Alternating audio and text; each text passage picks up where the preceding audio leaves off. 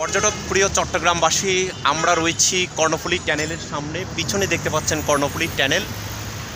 আমি মুসলিউদ্দিন তরুণ বলছি travelpost24.com থেকে। আজকে হচ্ছে 11ই জানুয়ারি 2025।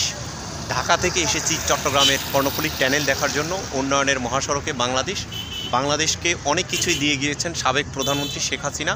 আমরা সেই কর্ণফুলী ট্যানেল যিনি উদ্বোধন করেছেন তার যে নেম ফ্লক সেটি আমরা দেখতে পাচ্ছি।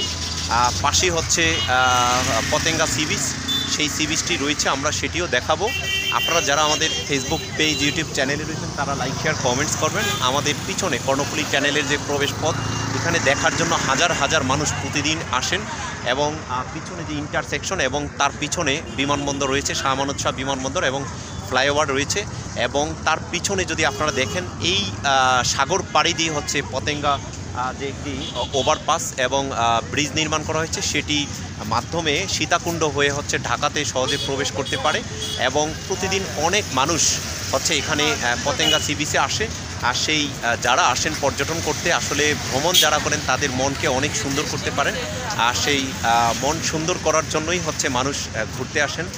এবং হচ্ছে সারা বাংলাদেশে ঘুরেন, না ঘোরার পর্যন্ত কিন্তু মানুষ বুঝতে পারবে না, তাদের যেই দেশকে জানতে পারবে না। দেশ ভ্রমণ করলেই কিন্তু মানুষ হচ্ছে তাদেরকে জানতে পারবে। তো পর্যটকদের হাসি দেখেই বোঝা যায় যে পর্যটকরা কতটা আনন্দ পাচ্ছেন এবং হচ্ছে বাংলাদেশ এগিয়ে যাচ্ছেন। এবং এভাবেই যদি আমাদের বাংলাদেশ এগিয়ে যায় কর্ণফুলী ট্যানেলের মাধ্যমে, আমরা এখানে যে বাসগুলো দেখতে পাচ্ছি সেই বাসগুলো কিন্তু অনেক সুন্দর না, সেই বাসগুলো যাতে আরও সুন্দর করে তৈরি করা হয়। এবং যেই বাসগুলো, যে পর্যটন যে বাস রয়েছে সেই বাস দোতলা বাসের মাধ্যমে যাতায়াত করে।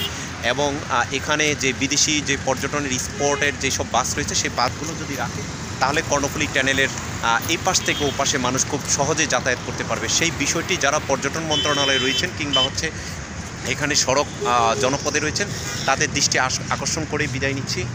মুসলিউদ্দিন তরুণ, travelpost24.com, চট্টগ্রাম। ধন্যবাদ সকলকে।